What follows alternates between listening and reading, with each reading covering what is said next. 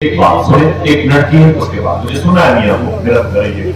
حضور غوث پاک کی بارگاہ سے تقریباً 1.5 کلومیٹر کے فاصلے پر ایک دریا ہے جسے دریائے دجلہ کہتے ہیں۔ دریائے دجلہ، یہ دجلہ جو دریا ہے یہ بغداد شہر کے بیچوں بیچ سے کراس ہوا، اس لیے دو حصہ ہو گیا بغداد کا، ایک حصے کو کاظمین کہتے ہیں، ایک حصے کو امامین کہتے ہیں۔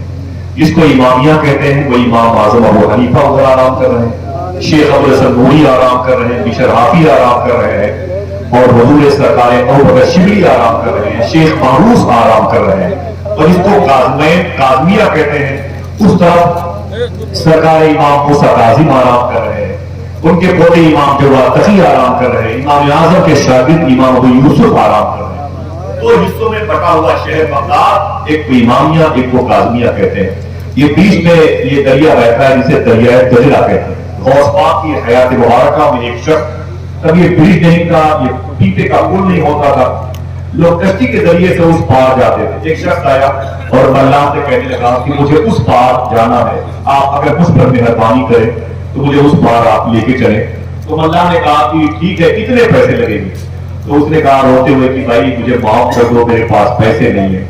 اب وہ ملان ناراض ہو گیا، اس نے کہا یہ کشتی تیرے باپ کی ہے، تجھے فری میں لے کے جاؤں گا، چل نکل لے یہاں سے۔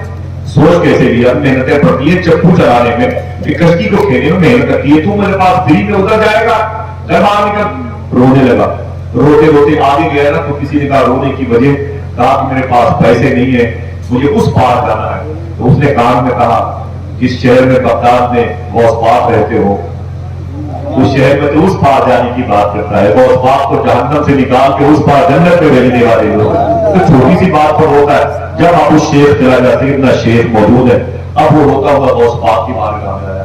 سیدنا شیخ فرماتے کیا بات ہے؟ وہ کہتا حضور دریا کراس کرنا تھا، پیسے نہیں تھے اور ملان نے مجھے واپس کر دیے ڈانٹ ڈپٹ کے۔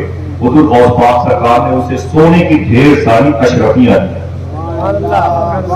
سونے کی بہت ساری اشرفیاں جھولے میں رکھ کر کے دی، اور آپ نے جو ارشاد فرمایا یہ سارے سونے کے سکے، سونے کے بسکٹ جا کے ملان کو دے دینا، جا کے ملان کو دے دینا، اور اس سے کہنا میرا نام نہ بتانا، اس سے کہنا زندگی کی آخری سانس تک اگر کوئی تیرے سامنے اس پار جانے کے لیے بغیر پیسے والا آئے نا تو اسے مفت میں لے کے جانا، میں ہر مسافر کا کرایہ ابھی جمع کر دیا، لیکن میرا نام نہ بتانا۔ وہ سونے کی اشرفیاں، سونے کا بسکٹ لے کر کے ملا کے پاس گیا، اس نے کہا مجھے اس پار جانا، کہا پیسے چاہیے، اس نے سونے کی اشرفیاں کھول دی، کہا اسے رکھ لے اور مجھے اس پار پہنچا دے۔ ایک بات مگر یاد کر لے کہ زندگی کی آخری سانس تک اگر کوئی مسافر بغیر پیسے والے ادھر سے گزرے ادھر جانے کے لیے تو تیری خیریت اسی میں کہ اس کو ادھر پار کرا دینا، یہ سب کے پیسے تجھے اسٹاک کی جمع کیے جا رہے ہیں۔ تو اس نے اس کا ہاتھ پکڑا، کہا یہ بتاؤ یہ پیسے تجھے کس نے دیے؟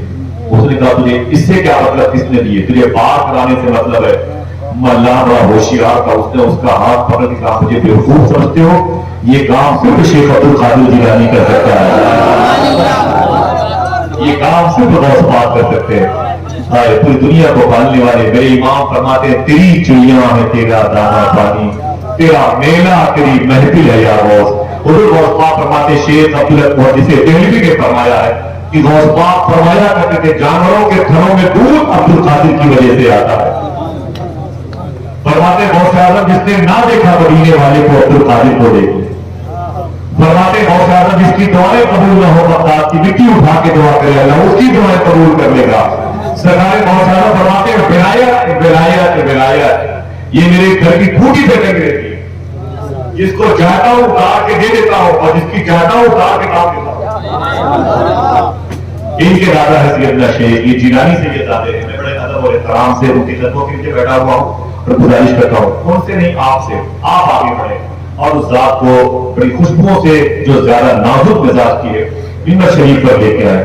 لوگ شراب پینے والے اگر توبہ کی توفیق مانگتے ہیں تو بڑا طبقہ کہتا ہے کہ ضرورت ہے حضور غوث پاک کے شہزادے سے یہ شباب میں ابھی گفتگو کی۔ اگر زنا کی منڈی کو عام کرنے والے حضور غوث پاک کی تقریر سن لیتے ہیں تو وہاں پر مسجد قائم کرنے کا خواب دیکھتے رہتے ہیں۔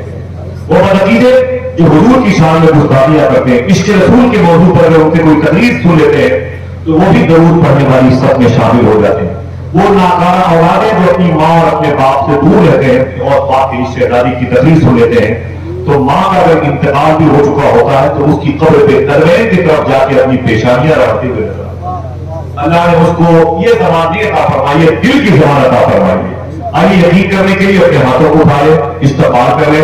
नारे तकबीर, नारे रिसालत, नारे रिसालत, जिसने शफीए दो आलम, सरदारे सरकारे बहुत से आलम, सबके हाथों के औलादे सरकारे बहुत से आलम, खानदाने सरकारे बहुत से आलम, आशिकाने सरकारे बहुत से आलम, रहमते गरीब नवाज, सरकारे मुस्तकिल आला हज़रत, हमारे हुजूर सरकारे गुलज़ार मिल्लत, मैं इस